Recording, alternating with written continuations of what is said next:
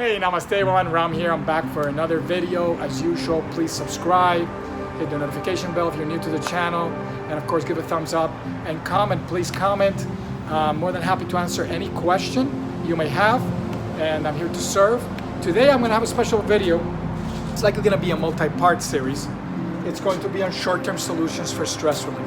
So if you're struggling with stress, this is the place to be. I teach people how to become stress and disease free, at the bare minimum become stress resistant. It really originates from within. I teach that in the Art of Stress-Free Living, which you can get a copy below. But today I'm going to be talking about maybe some short-term tactics, things that you can do to actually bring some immediate relief. So these are healthy solutions. Remember, sometimes we have a tendency to go with solutions that aren't on the healthy side. And I'll elaborate on that when I go to my next series of videos that I'm going to do, which are going to be on how to control brainwave activity. We'll talk about brainwaves, the different types they are, how do they relate to stress, for example, how do they relate to lethargy, and where are you in the spectrum, and how can you push towards healthy brainwave activities, how can you enhance creativity, so on and so forth, and do this in a healthy way. And it's going to be related again to stress as well, mental health. Okay, so in this video I'm going to give you a few series of tips. This is going to be the first part. I'm not sure how long it's going to be, maybe 2 or 3 parts, we'll see. So in the first tip, and this is probably an obvious one, you've heard this before, guided relaxation and breathing. Breathing, I think, is one that is not often tapped into. When I do my the videos on brainwave activity, you're going to see how by bringing more coherence to the brain, by changing the activity of your brain, whether it's through the breath, whether it's through the relaxation or meditation or concentration, it will actually change your brain activity in a way that will connect you to your heart, bring greater coherence, patterns of activity that are conducive to relaxation, greater creativity, greater intuition, better levels of energy and health, so on and so forth, boosting your immune system, so on and so forth. So it's something you want to really keep in mind, that you actually have more control than you think. And when I do that series of videos, you want to really watch those. So watch, listen, and relax. If you get a guided one, and I may for this part of the video series, I may do a guided relaxation or a guided meditation. So you want to stay tuned for that probably in part 3 of this video series. And you want to do this for at least 10 minutes. Something that I suggest, and I've suggested this in previous videos, like how to sustain your relaxation and balance throughout the work week, especially during work, is that oftentimes people, if they have a break, they don't use those 10-15 minutes wisely. So I suggest that if you're at work, you try to take advantage of that time and use that time for something that will benefit you. Do some breathing technique. I'll suggest one at the end that you can try. Try and just sit and relax. And I mentioned in my Ayurveda series, when I talked about eating, how you can, after you eat, don't go and plow into work. Let's say you have an hour break, take advantage of that hour. Sometimes people are like, no, I gotta get back to work.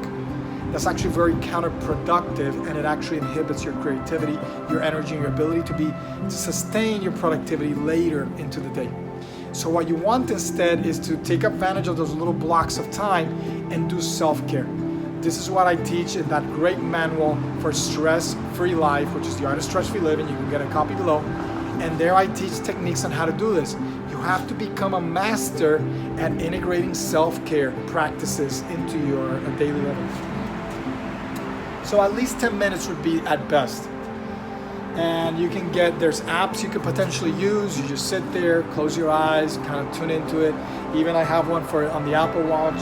It's even a couple, 2 or 3 minutes. You can do that, then sit down and maybe just do some relaxing breathing and concentrating. All those things actually matter and make a difference. They're gonna shift you away from stress and thought patterns that are gonna agitate you and bring anxiety, and kind of refocus you and recharge you. All right, something that is beneficial is the natural scenery, and sounds are ideal. Whether this is that you do this artificially, you put some headphones on, you get some sounds going, whether it's the ocean or maybe like a forest, sounds of the wind, something relaxing, music. Or if you work and there's nearby, there's a nice park, a natural area you can go for a walk, maybe after lunch. I mentioned this in my Ayurveda series. I mentioned at lunchtime, if you don't want to sit and kind of rest and relax and let the digestive process work, go for a relaxing walk. Do this in a natural scenery that's going to help bring some stress relief. All right, I already mentioned soothing music. This is actually, I want to mention a point, which is that if I constantly listening to the wrong sensory stimuli, I have a bird going crazy there in the background. You have a sensory stimuli constantly inundating my body with noise, whether it's noise from traffic, which I sometimes get in the background here where I live, whether it's the noisy bustle of city activity. You want to try to get away from that and have your nervous system listen to soothing, harmonious sounds. In the near future, I'll talk about, in a video, I'll talk about some of the sacred geometry, sacred sounds, sacred math that's found in nature, and how we're depriving ourselves of that because we surround ourselves with a house, a job, a city, whatever it may be, that doesn't provide that kind of stimuli on a day-to-day basis. Our nervous system needs that. Our spirit needs that. Our body needs that for health and vitality. All right. And another thing is identifying sources of tension. Sometimes people just go about their day and they're not really mindful of the people, the things that may be triggers. It's not, and I've emphasized this many times before, it is not by any stretch of imagination that something outside causes stress. I hear this all the time, well, that's stressful, or there's stressors in your life. The reason why stress exists is because you make it exist. You are attaching, identifying, or pushing away, you're shoving away something you don't like, something in your exterior that you've identified as something that throws you off your game, that causes stress. When in fact, none of those things really cause stress. You're the one that's creating it psychologically. It's a psychosocial stressor. It's like akin to, I make this analogy in the Art of Stress-Free Living, it's like I'm an antelope in the savannah or a zebra in the savannah, and I'm constantly thinking that there is a predator right around the corner. Animals, what they do is they turn on the stress pathway, which is very powerful, very beneficial in short-term bursts. If you know how to channel it, I talk about this in my How to Convert Stress into Flow video. And so you want to go back and look at that one. I may put it at the end of this video. And so it's really about not sustaining something that is no longer needed. Because if I sustain stress, it's going to, and of course I'm feeling out of control, then that's going to change my neurochemistry and my hormones in a way that becomes unhealthy. That leads to deterioration, aging, changes in my brain, so on and so forth, that are going to be detrimental to my health. So an animal doesn't constantly think, oh, there's a lion over there, there's a whatever over there, it's ready to attack. Once they use it, they get away. After a few minutes, if you measure them, you'll notice that everything starts to go back to normal. Then they just become calm again. They're just back in balance with nature. But if I'm constantly surrounding myself in a job that I hate, that's causing difficulties, in a relationship that's very difficult, I'm surrounded by stress all the time, things that are causing agitation in my body, that are maybe triggering depression or anxiety in me, I can't get away, then I'm like a zebra or an antelope, constantly thinking that there's a predator right around the corner. So identifying what is causing tension, what is causing stress, where am I holding energy? Where am I gripping my body when I'm stressed? Is it in my upper back? Is it in my lower back? Is it in my jaw? Where is it? We need to identify. And so when I work with clients, we often work at that level. We work at identifying what are the triggers, what are the things we can start to gain control over, and then we start to, from identifying out here, we start working and identifying things within that are the substrate or the real reason why those things out there are causing me problems. So, are there any intrusive thoughts that are, or images that are causing the stress? What is my thought pattern like? What am I thinking about that is causing me to drift towards stress? I need to stop and start gaining control, center myself, bring myself back, use my breath, use the power of my mind. Your mind is extremely powerful. you're not tapping into those ancient primitive centers that regulate these processes. There is a way to tap into them, and I can most certainly teach you how. If you're interested, book a free coaching session on a link below, and I'll be more than happy to help you. All right. And I already mentioned use breath to reduce stress. So of course, the next one would be, again, this is about self-care again. If you have a loved one when you get home, you're stressed out, or maybe a coworker that you can like, hey, I'll give you a massage in the back. I'm really stressed out. Can you give me a scalp massage or a back massage? And the office is okay with that. You have good rapport with that person, fine. Or you can, of course, do it yourself. In the Ayurveda series, I talked about self-massage. I recommended the ideal oil for your energy type or your body type. You want to go back and refer to those videos, the Ayurveda basics and parts 1 through 5, if I'm not mistaken, of Ayurveda for stress relief, and I go into details about that, so you want to check that out. And it's just so many videos now that you could end up watching so many. They're all really great videos. You really want to go back and see all the content that I put out there. All of this will be migrating to a private members area that people pay thousands of dollars to access. So you right now are getting it for free. So take advantage. So self-massage. If often people come to me and they're like, oh, I suffer from headaches. Headaches are often due to improper breathing and 2, mental tension. So doing self-massage, maybe the scalp, doing the body, can help disconnect you with those sources of tension and then relieve some of those problems, the headache. And of course, breathing, I teach breathing techniques to relieve this. I may if there's interest, I'll do a video on breathing techniques to relieve stress. And I mentioned breath. Of course, restorative yoga poses. So this gave me, of course, the idea. I'll be doing a few videos, short videos on poses that you can do, even at work, restorative poses, where you just have to lie down. Maybe if you have the ability, you work like in an office setting, you have a desk, you can keep some yoga props, and then during your breaks, just go and use the props and get into a position and lie down. And then try to go deep.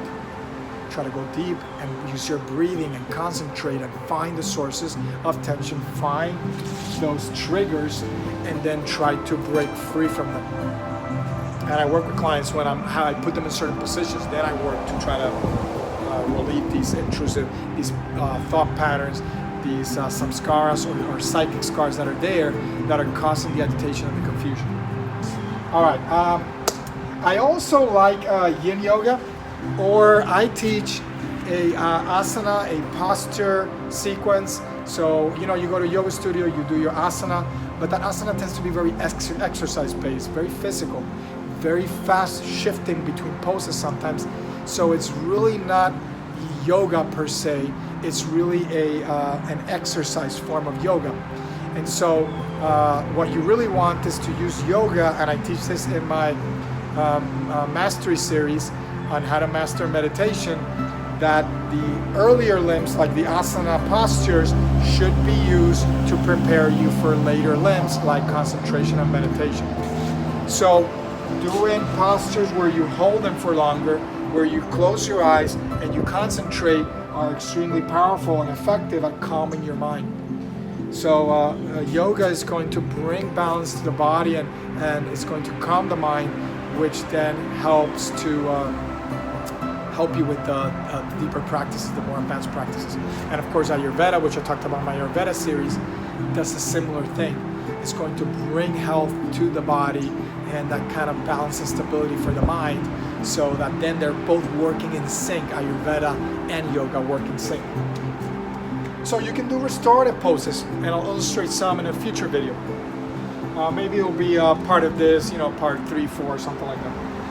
And in the Art of Stress-Free Living, I share a number of poses with images, and I give you some time sequences that you can do this one. You set it up this way, you get into the pose, and then you do the pose for this a certain amount of time. Great resource, just check it out, link below. And in the Ayurveda series, and I've talked about this extensively in other videos, eat foods that balance your biochemistry. Food is chemistry. It talks to your chemistry as well. Foods either increase toxicity, increase inflammation, throw you off balance, induce cancer, activation of cancer genes, can enhance detoxification or not. enhance toxification. So oftentimes what we do to ourselves is that we eat foods and we don't think about what is in that food, what is actually doing to my body. And so what I recommend, at least to begin with, is 25 to 50% whole plant-based raw diet. If you can get it to 50, better. If you can go beyond that, even better. But at every meal, have something that is raw, whole plant-based. Again, that depends on your energy and body type. I mentioned on the Ayurveda series, but of course, it's specific to you. I would have to get in a coaching call with you. And if you're a client, I prepare a whole regime, a whole structured thing that is specific to you. Because yoga is really designed to be specific for each individual person. Nobody's the same. Nobody has the same past. Nobody has the same experience and troubles. And so it has to be designed in a way that is tailor-made for you. And of course, foods can do this. How do foods increase stress? They can increase cellular stress and inflammation. So there are foods that are increasing inflammation. Diseases like Alzheimer's, there is a relationship between inflammatory markers and Alzheimer's. So inflammation, you'll find that is very tightly linked, and stress, chronic stress, with all these chronic diseases. And of course, the food that you eat contributes to that as well, not just the psychosocial component. And so you want to eat foods that talk to your genes the right way, that reprogram your gene expression. So of course, the Innate Hacker Secrets program and the upcoming book that I'm going to start in a few weeks, the Innate Hacker Secrets, it's called After the Program and After the Mastermind. In that book, I'm going to go into details about this more. How do you reprogram your gene expression? So it's not about the DNA that you have, it's about what you get out of the DNA that you have. What are you activating in what way? And it goes into other details. I'm going to go into specifics right now, a little bit more advanced, but it'll be in that book. And it's of course taught in the Innate Hacker Secrets Mastermind that you want to, that will be starting sometime after the launch of that book, which will happen sometime in probably February or the springtime. At the same time, soon thereafter, The Art of Stress-Free Living will be available in bookstores, so you want to get a copy.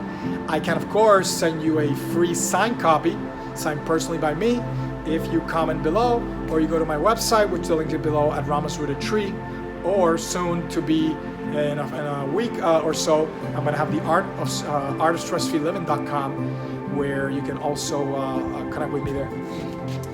And so the foods that you eat matter. If your body is stressed, it's going to impact your nervous system, and it's going to impact your ability to then handle other stressors of the psychosocial origin, and then that's going to feed in a positive feedback loop, increase my stress even more. And oftentimes what happens is that when people are stressed, then they go and they eat, and they eat foods that are harmful and hurtful.